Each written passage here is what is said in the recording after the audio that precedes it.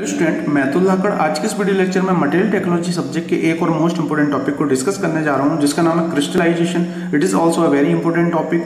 ये lecture number 4 है material technology subject का और इस पर ऑलरेडी मैंने 3 वीडियो लेक्चर अपलोड कर रखे हैं, तो उन वीडियो लेक्चर को आप प्लेलिस्ट में देख सकते हैं। और साथ ही साथ इसी यूट्यूब चैनल पर हमने हीट एंड मास ट्रांसफर जो सब्जेक्ट है उसके वीडियो लेक्चर भी अपलोड करना स्टार्ट कर दिए हैं। ठीक है, तो इस यूट्यूब चैनल को आप सब्सक्राइब जरूर कीजिए। आज के इस वीडियो लेक्चर में हम समझेंगे क्रिस्टलाइजेशन जो प्रोसेस है वो क्या होती है, उसके बाद क्रिस्टलोग्राफी जो है वो क्या चीज होता है, उसके बाद इसके अंदर हम देखेंगे क्रिस्टलाइन एंड नॉन क्रिस्टलाइन जो मटेरियल्स होते हैं उनके एग्जांपल और वो होते क्या है रियल में। और उसी के अंदर जो नॉन क्रिस्टलाइन मटेरियल होता है उसे हम एमॉर्फस भी बोलते हैं, एमॉर्फस मटेरियल। तो वो क्या जो होता है, ये सब चीजें आज जो है हम डिस्कस करने वाले हैं। अब आने वाले जो मटेरियल टेक्नोलॉजी सब्जेक्ट के जितने भी वीडियो लेक्चर्स हैं उनका एक आप बोल सकते हो एक तरीके का ये बेसिक है, इसको आपको पढ़ना चाहिए और इनसे भी जो है बहुत सारे छोटे छोटे ऑब्जेक्टिव क्वेश्चंस भी बनते हैं। तो कोई भी टॉपिक जो है वो उसको आपको स्किप नहीं करना है, हर एक टॉपिक को डिटेल में पढ़ना चाहिए आपको। अगर आपके हर एक डाउट्स क्लियर होंगे तो आने वाले जितने भी टॉपिक्स हैं, जो भी बड़े बड़े टॉपिक्स हैं, उनमें जो है आपको कोई भी कन्फ्यूजन नहीं होगा। ठीक है, तो मैं स्टार्ट से करूंगा इसमें। जो सबसे पहले हम बात करेंगे एटम्स के बारे में। एटम्स के होता क्या है, the smaller particles of an elements which take parts in chemical reaction is known as atoms. The word atoms is derived from Greek word. Generally जो एटम्स जो है वो एक तरीके का ग्रीक वर्ड है जिसका नाम है, जिसका मतलब होता है इंडिविजुअल, मतलब एक चीज है ना। तो जैसे कि आप देखते होंगे कोई ऑब्जेक्ट है, वो ऑब्जेक्ट को अगर मैं तोड़ूं तो वो नंबर ऑफ पार्टिकल्स या नंबर ऑफ एटम्स से मिलकर बना होता है। ठीक है, तो उसी को जो है हम एटम्स बोलते हैं, मतलब उसका एक इंडिविजुअल पार्टिकल्स, उसको मैं एटम्स बोलूंगा। तो जैसे कि मैं यहाँ पे आपको दिखा देता हूँ, ये क्यूब है। इस क्यूब की अगर मैं बात करूँ तो ये क्यूब जो है वो डिफरेंट नंबर ऑफ पार्टिकल से मिलकर बना हुआ है। तो इसका जो सबसे छोटा जो पार्टिकल्स है इसे हम एटम बोलेंगे। ठीक है, और अगर मैं बात करूं लिक्विड के रिस्पेक्ट में तो इसे मैं मॉलिक्यूल्स बोलूंगा। तो होप आपको ये चीजें समझ में आ गई होंगी, एटम्स का क्या मतलब है। ये सभी चीजें हम 10th 12th 11th में पढ़ते आते हैं, लेकिन मैं इसको आपको बेसिक लेके आया हूँ क्योंकि इस सब्जेक्ट के अंदर जो है हम इसको पढ़ने वाले हैं। और केमिस्ट्री के अंदर जो है आप इसको बहुत डिटेल में पढ़ते हो, तो होप आपको ये चीजें समझ में आ गई होंगी। अब आते हैं हमारे मेन टॉपिक के ऊपर, क्रिस्टलाइजेशन क्या होता है। तो क्रिस्टलाइजेशन जनरली एक तरीके की प्रोसेस होती है जिसमें हम कोई भी लिक्विड गैस को जो है हम सॉलिड में कन्वर्ट करते हैं। क्रिस्टल मतलब क्रिस्टल के फॉर्म में आप उसको लेके आ रहे हो। ठीक है, तो क्रिस्टलाइजेशन इज द एक तरीके की प्रोसेस है जो कि नेचुरल और आर्टिफिशियल प्रोसेस है। नेचुरली मतलब जो नेचर ने आपको दिया होगा, कुछ ऐसे मटेरियल्स होंगे जो क्रिस्टल फॉर्म में होंगे, जैसे कि डायमंड की अगर मैं बात करूं तो वो एक तरीके का क्रिस्टल फॉर्म ऑफ मटेरियल होता है और सॉलिड होता है। ठीक है, और आर्टिफिशियल मतलब जिसको आप बनाते हो। Process by which a solid forms, उसमें जो है हम सॉलिड फॉर्म्स करते हैं और जिसमें सॉलिड बनेगा तो उसके अंदर आपको ऑटोमेटिकली जो है वो एक क्रिस्टल फॉर्म में होगा। वेयर द एटम्स और molecules are highly organised in a structure known as crystal. तो जो मैंने आपको बताया कि वो क्रिस्टल फॉर्म में जो आएगा लास्ट में, तो उसके अंदर जो भी मॉलिक्यूल्स होंगे, जो भी एटम्स होंगे, वो हाईली ऑर्गेनाइज फॉर्म में अरेंजमेंट होंगे उनके, है ना, डिसऑर्गेनाइज फॉर्म में अरेंज नहीं होंगे। आप देखोगे कि सिस्टमैटिक फॉर्म में जनरली उनका अरेंजमेंट होगा। तो एग्जांपल की मदद से हम समझते हैं, जैसे कि एक कॉमन एग्जांपल है जैसे कि फ्रीजिंग प्रोसेस। सभी लोगों के पास फ्रीजर है, फ्रीजर के अंदर जो आइस वाली यूनिट होती है उसके अंदर अगर आप किसी गिलास में या किसी भी बर्तन में आप पानी लेके रख दो तो क्या होगा, उसके अंदर जो है वो फ्रीज हो जाएगा, मतलब वो जम जाएगा। तो उसके अंदर आप देखोगे, अगर आप माइक्रोमीटर की मदद से देखोगे तो उसमें छोटे छोटे आपको क्या है क्रिस्टल फॉर्म में जो है आपको उसको एटम्स दिख जाएंगे। ठीक है, तो ये जनरली जो है लिक्विड से जो है आपका फ्रीजिंग करके हम जो सॉलिड में कन्वर्ट कर रहे हैं उसे हम वहां पे क्या देख रहे हो आप, क्रिस्टल फॉर्म हो रहा है, तो उसे ही हम क्रिस्टलाइजेशन प्रोसेस बोलते हैं। तो एक तरीके का इस टाइप का अरेंजमेंट होता है। यहाँ पर आप देख रहे होंगे क्रिस्टलाइजेशन में क्या करते हैं हम, कोई भी चीज जो है उसको लिक्विड वाली जो चीज है उसको हम क्रिस्टल के फॉर्म में कन्वर्ट करते हैं। कुछ नेचर ने दिए हुए हैं, कुछ जो है आर्टिफिशियल बनते हैं। तो एक तरीके का ये क्रिस्टल स्ट्रक्चर, और इसमें आप देख रहे होंगे हर एक मॉलिक्यूल जो है वो एक ऑर्गेनाइज फॉर्म में अरेंज है। देख रहे हो ये इस टाइप से जो है एक ऑर्गेनाइज फॉर्म में अरेंजमेंट है, तो इसे हम बोलते हैं क्रिस्टलाइजेशन। अब ये जो क्रिस्टलोग्राफी है ये जनरली है क्या, इस चीज को हम समझते हैं। तो क्रिस्टलोग्राफी क्या है, crystallography is the study of crystal formation of solid. तो इसी की स्टडी करता है, एक तरीके की ये साइंस की ब्रांच है जो कि किसकी स्टडी करती है, ये स्टडी करती है जो भी क्रिस्टल्स फॉर्म होते हैं, सॉलिड्स में जो क्रिस्टल्स फॉर्म होते हैं उनकी स्टडी करती है, उनकी डीप स्टडी करके आपको देती है।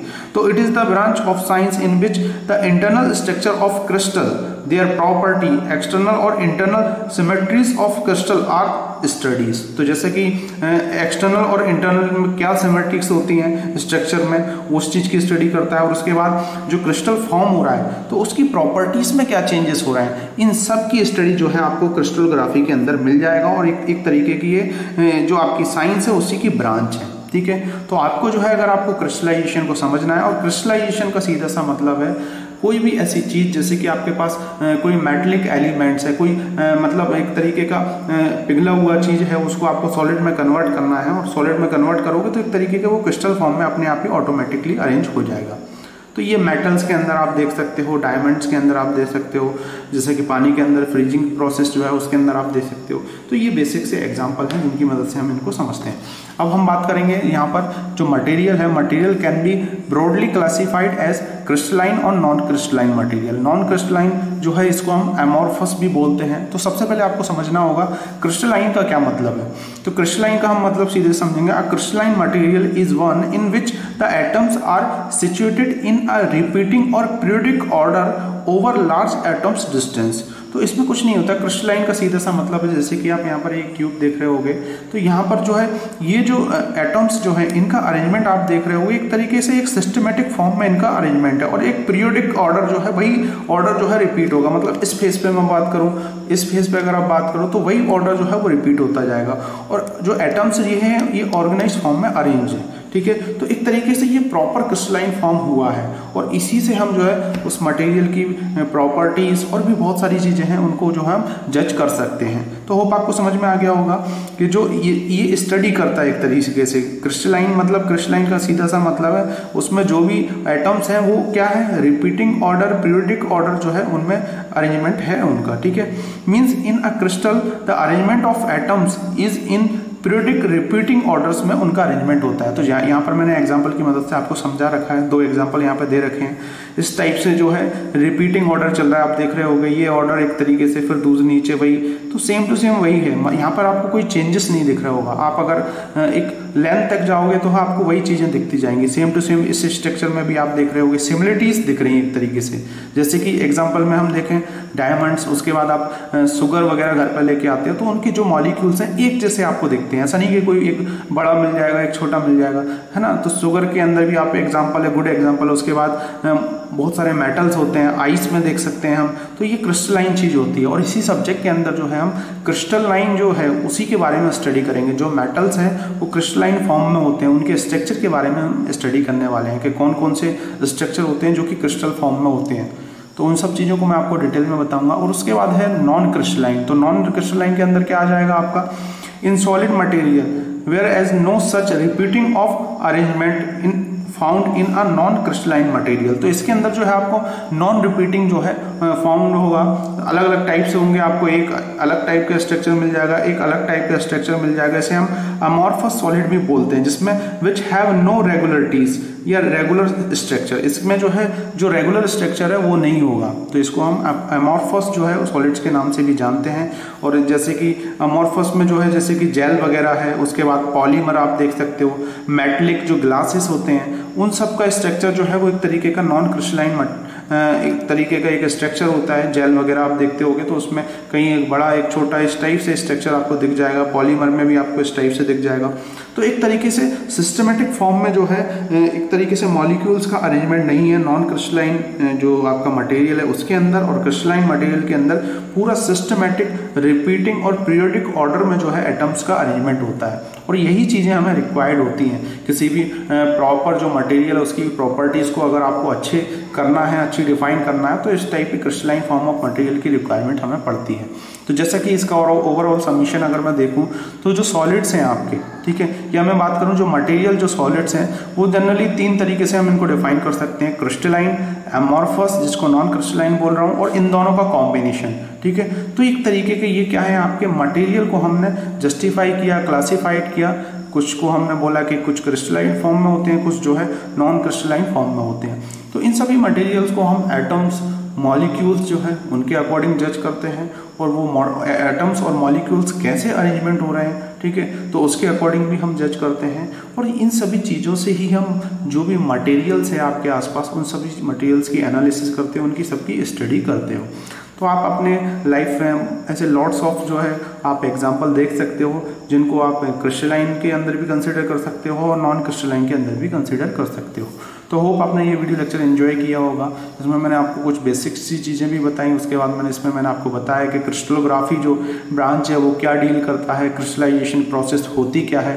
जैसे कि हम इसी सब्जेक्ट के अंदर आयरन कार्बन डायग्राम पढ़ेंगे तो वहाँ पर हम सॉलिडिफिकेशन देखते हैं ना। सॉलिडिफिकेशन मतलब सॉलिड का जो जमना हम एक तरीके से, तो वैसा ही जो है वहाँ पर भी जो है आप क्रिस्टल फॉर्म ऑफ देखोगे, मेटल्स के अंदर भी कुछ स्ट्रक्चर्स जो है वो डेवलप होते हैं। उसके बाद BCC, FCC है ना, SCP, ये डिफरेंट टाइप्स के स्ट्रक्चर्स हैं जो जिसमें मैं अब आने वाले कुछ वीडियो लेक्चर में आपको अच्छे से एक्सप्लेन करने वाला हूँ।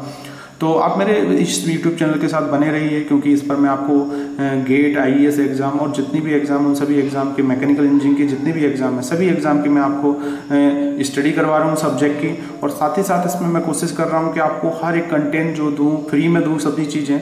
इसका कोई मैं चार्जेस नहीं लेता हूँ आपको, ना ही मैं कोई जो है वीडियो है उसको मैं छुपाने वाला हूँ। सभी चीज़ें फ्री ऑफ कॉस्ट हैं। आप देखिए, सर्च कीजिए, अपने दोस्तों के साथ शेयर ज़रूर कीजिए और कमेंट्स करना ना भूलें। अगर आप कमेंट्स करेंगे तो मुझे इससे एक प्रोत्साहन मिलता है जिससे कि मैं आपको और ज़्यादा चीज़ें प्रोवाइड करा सकूं।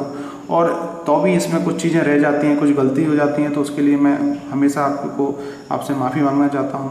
तो उन चीज़ों को जो है मैं कोशिश करूंगा, आप मुझे बताइए ताकि मैं उन चीज़ों को करेक्शन करने की कोशिश करूंगा। तो thank you for watching this video lecture. मिलते हैं नेक्स्ट वीडियो लेक्चर में कुछ और इम्पोर्टेंट टॉपिक्स के साथ, मटेरियल टेक्नोलॉजी सब्जेक्ट के साथ। और इस यूट्यूब चैनल पर प्लेलिस्ट में जाके आप बहुत सारे सब्जेक्ट के वीडियो लेक्चर देख सकते हैं जिसमें मैंने steam eight gas dynamics subject के कंप्लीट वीडियो लेक्चर अपलोड कर रखे हैं। थ्योरी ऑफ मशीन सब्जेक्ट जो है उसमें भी मैंने अधिकतर बहुत सारे वीडियो लेक्चर कंप्लीट कर रखे हैं। उसके बाद हमने शॉर्ट नोट्स जो है उसकी लेक्चर सीरीज भी स्टार्ट की है जिसमें मैं आपको डिफरेंट नंबर ऑफ सब्जेक्ट जो है उनके शॉर्ट नोट्स, साथ ही साथ जो भी प्रीवियस ईयर्स के गेट्स के क्वेश्चन है वो सॉल्व करवा रहा हूँ। तो बहुत सारी चीज़ें मैं आपको दे रहा हूँ। मैं एक अकेला ही हूँ, इसमें कोई मेरी टीम नहीं है। तो मैं कोशिश कर रहा हूँ कि आपको बहुत सारी चीज़ें आपको प्रोवाइड करा सकूँ और इंडिविजुअली प्रोवाइड करा सकूँ। तो thank you for watching this video lecture. मिलते हैं नेक्स्ट वीडियो लेक्चर में।